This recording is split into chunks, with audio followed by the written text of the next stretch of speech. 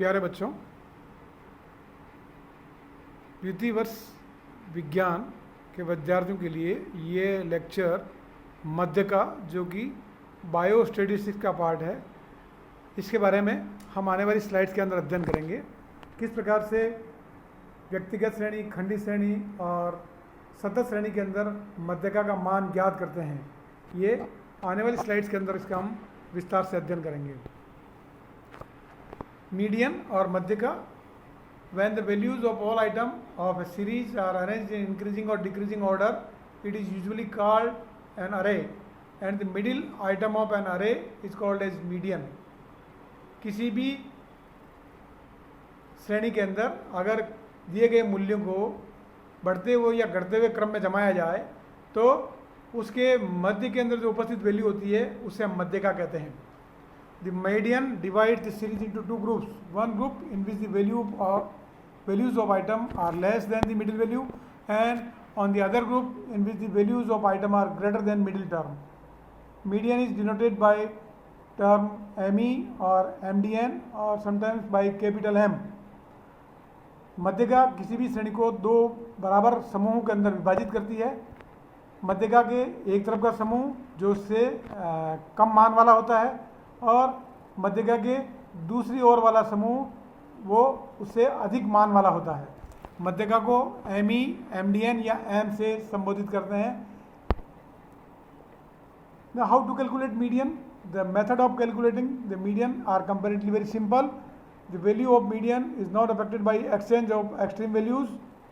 If the number of data in a series is odd, the median is middle value, but the number of data in a series is even, then median is average of the two middle values. मध्यका बहुत ही सामान्य तरीके से calculate की जा सकती है और इसके अंदर एक्सट्रीम वैल्यूज़ का कोई प्रभाव नहीं पड़ता है।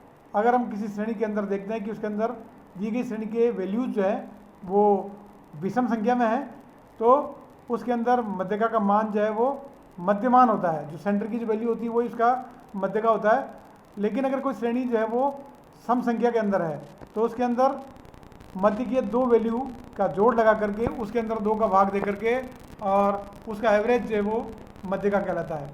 आने वाले स्लाइड्स के अंदर हम देखेंगे किस प्रकार से इवन या ऑड सीरीज के अंदर मध्यका का वैल्यू ज्ञात किया जाता है। For unclassified and untabulated data, in order to calculate the median, data are first arranged in increasing or decreasing order, and then following formula is used. M is equal to n plus 1 divided by 2, where n is the number of items or data. किसी भी व्यक्तिगत श्रेणी के अंदर या अवर्गीकृत जो data होता है उसके अंदर अगर हम मध्यका का मान ज्ञात करना हो तो उस श्रेणी के मूल्यों को सबसे पहले इंक्रीजिंग या डिक्रीजिंग ऑर्डर के अंदर जमाया जाता है और जमाने के बाद में उसके अंदर फॉर्मूला जो यूज किया जाता है that is M is equal to n plus 1 divided by 2, जहाँ पर n जो है वो नंबर ऑफ आइटम्स और डेटा होते हैं। अगर हम उदाहरण से समझें तो इस उदाहरण के अंदर 9 पौधों की लंबाई के डेटा दे रखे हैं जो कि 67 सेंटीमीटर, 65, 70, 68, 62, 63, 64, 63 और 66। सर्वप्रथम इन सबको एक बढ़ते हुए क्रम के अंदर जमा दिया जाता है जैसा कि इसमें जमाया गया है 62, 63, 64, 65, 66, 67, 68, 69 और 70। नई वैल्यू को इसमें बढ़ते हुए क्रम में जमा दिया गया that is in above array n is equal to 9। Now what happen if we apply the formula median is equal to n plus 1 divided by 2। 9 के अंदर एक जोड़ करके 2 का भाग अगर हम देंगे तो 5 is the middle value that is median of the अरे। इस श्रेणी का जो मीडियन होगा वो 5वें नंबर का वैल्यू जो कि 66